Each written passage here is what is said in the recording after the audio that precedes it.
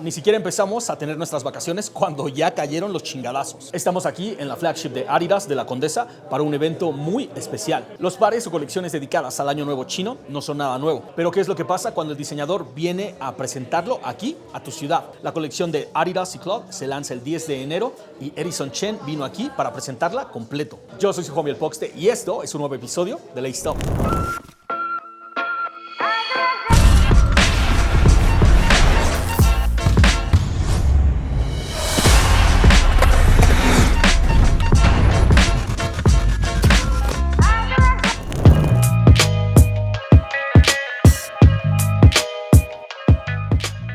Primero, la estrella de la colección, el Superstar. Un par casi monocromático cuyos contrastes y detalles son lo que le dan un sabor diferente. Primero hablemos de lo más notorio, la suela. Oversized, dentada y con este acabado mate que le da una onda más como de zapato formal que de par de tenis. Encima y separado, para tratar de crear una transición, un foxing completo de cuero, con un acabado brillante y unido con estas grandes puntadas. Y la parte superior, que divide opiniones, un Superstar. La mayor parte del material que se utiliza para los laterales es este textil satinado, que cuenta con estos detalles ornamentales a los que ya nos tiene acostumbrados Clot. Los más visibles siendo los logos de Clot y el de Adidas. Luego, esta imitación de piel de serpiente para las 3 tiras, atravesado por 3 estrellas en dorado. Luego, un suede súper grueso y al mismo tiempo fino, tanto para los eyelets como para el talón, donde vamos a encontrar otra serie de 3 estrellas en repetición, en dorado también.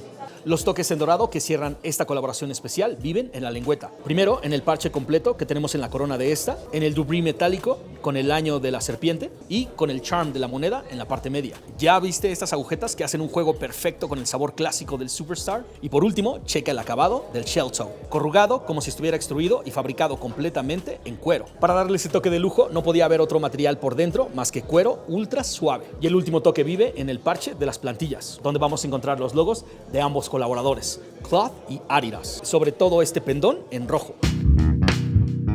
Es difícil cuando una pieza de apparel le compite a la estrella de la colección, que es el par de Superstars. Pero en este caso, ¿ya viste esta bomber? Gráficamente utilizando los mismos motivos que vimos en el resto de la colección. Y se le agrega también este terminado satinado, tanto para las mangas como para toda la parte exterior. El toque dorado la vamos a encontrar en el hardware de la chamarra. Y por dentro, al ser una bomber de lujo, vamos a encontrar también el mismo terminado satinado que tenemos como en la parte exterior. Así como también un capitonado para la parte de la espalda. Las 3 líneas contrastantes viven solamente debajo de las mangas en color gris y el único toque que vamos a ver del branding es este pequeño trifolio.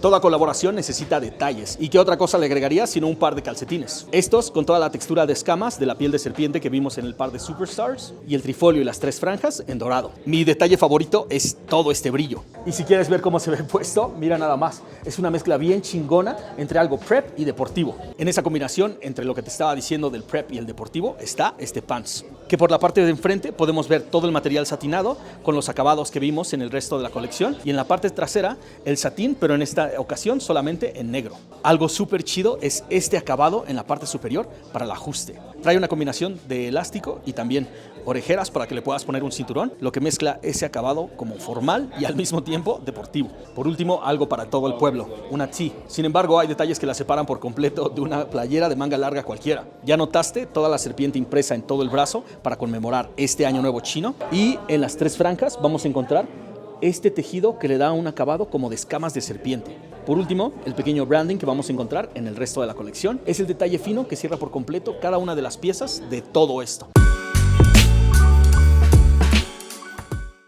We definitely wanted to make sure we represented Clot brand and Adidas. And when these two worlds collide, we wanted to make sure it looked like both of us, right? So taking some inspiration from this East meets West world. And when they collide, you look at some of the materializations on the apparel. Regarding the apparel, like the jacket, it was based around a varsity jacket. So if you look at the fabric, it's a satin that's jacquarded with the AOP of the Clot AOP monogram. The only thing we did differently was we customized it in implementing the snake to really highlight and celebrate Lunar New Year, which is Year of the Snake. And for the footwear, I think there's a lot more space for details when it comes to, we have a lot of the Year of the Snake details, such as the stripes or the snake skin, the monogram that we have for the apparel too. We had upgraded it. It usually has a dragon in it. We made this one special with the snakes for the Year of the Snake. So we just really want to emphasize the Year of the Snake and, making sure we still have that East meets West, and it's very special for this event. We are a sportswear brand, so we celebrate that in every collection we make. It has to be undeniably Adidas, right? So with Adidas, what's special about Adidas is we have the trefoil in terms of lifestyle, and then we also have the 3 stripes, which a lot of brands don't have. So we have another marker, a design cue that really represents us. So looking at where we want to take these ideas are from, like we want to make sure it comes from sportswear. So the varsity jacket is a staple of sportswear, right? And then where the Asian comes in is you think about satin as a fabric, and it's very indicative of like Asian culture, you know what I mean? And we also thought about color, but we didn't want to be too literal, so we used little hits of gold and red, which is very indicative of the Asian culture and Chinese culture and whatnot, you know what I mean? So it felt right, and it felt honest, and it just felt pure, you know what I mean? So. I think, we wanted this shoe to be accessible and wearable for everyone. And how do we bring this culture and make it, something that everyone could relate to and wear? So just having those simple elements and details, such as the snakeskin, the jacquard and satin, and even the coin, I think those are all details that relate back to Lunar New Year and the Asian culture. But it's very wearable for everyone. So just focusing on those little details to really hit home for all cultures, to kind of like merge together in a sense.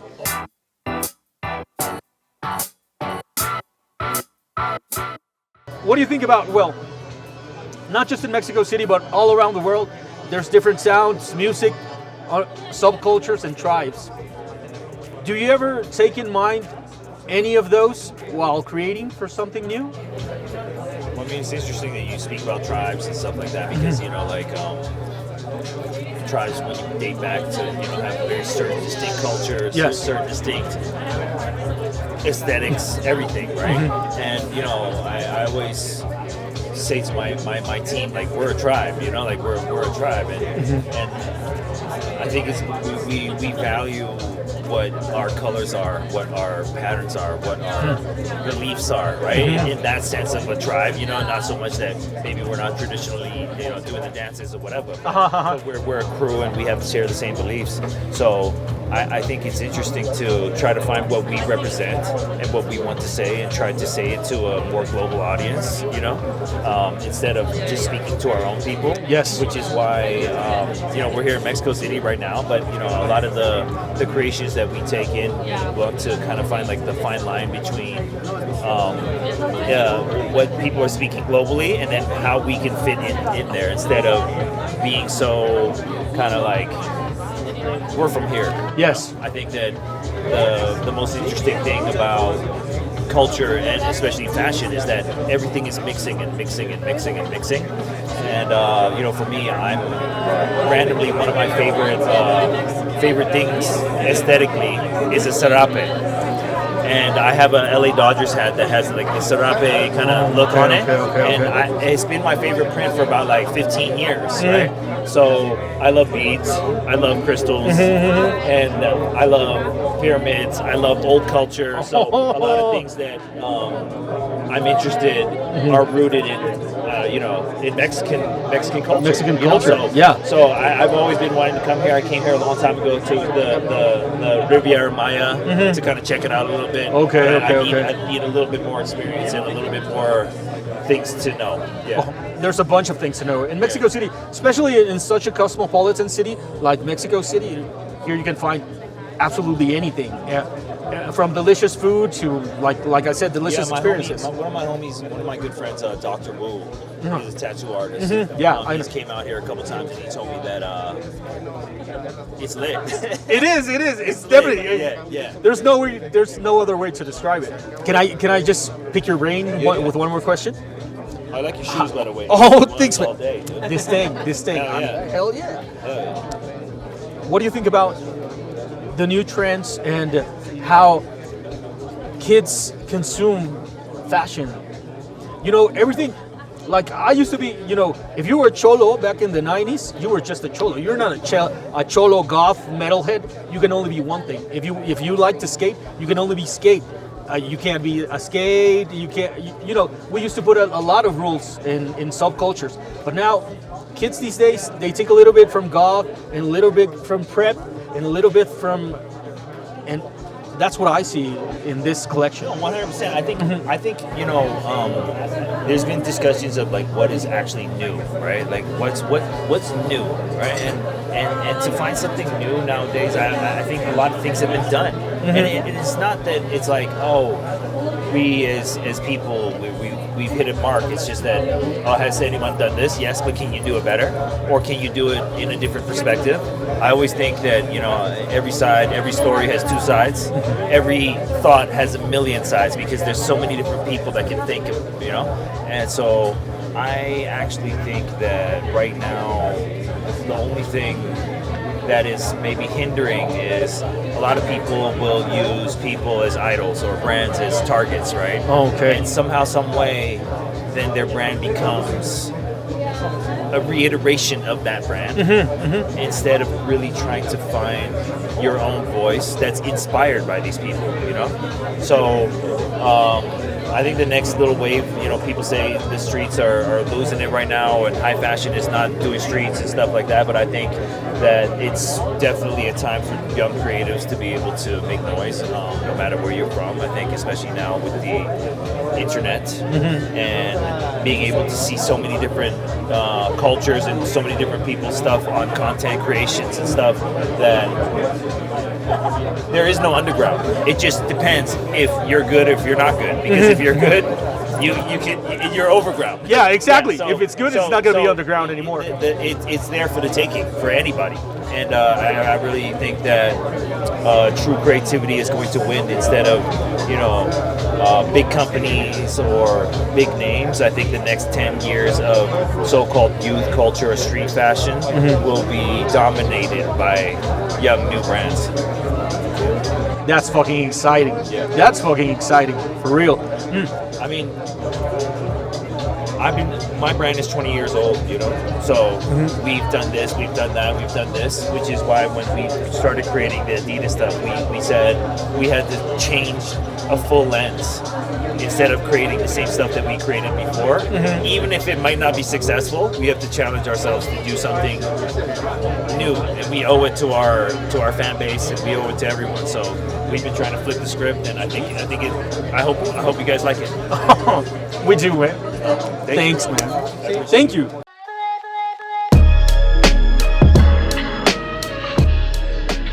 Tú ya sabes cómo lo hacemos aquí. No quisimos esperar a que tuviéramos el par físicamente en el estudio, así que teníamos que aprovechar para darte esta breve introducción. Y qué mejor que escuchar de los propios diseñadores de qué se trataba la inspiración detrás de toda esta colección. Lo que en otros años era un mes completamente pausado, en 2025 empezamos con noticias fuertes, lanzamientos y un montón de rumores de pares que ya queremos reseñar. Así que consideren esto el arranque de esta temporada de Lace Top.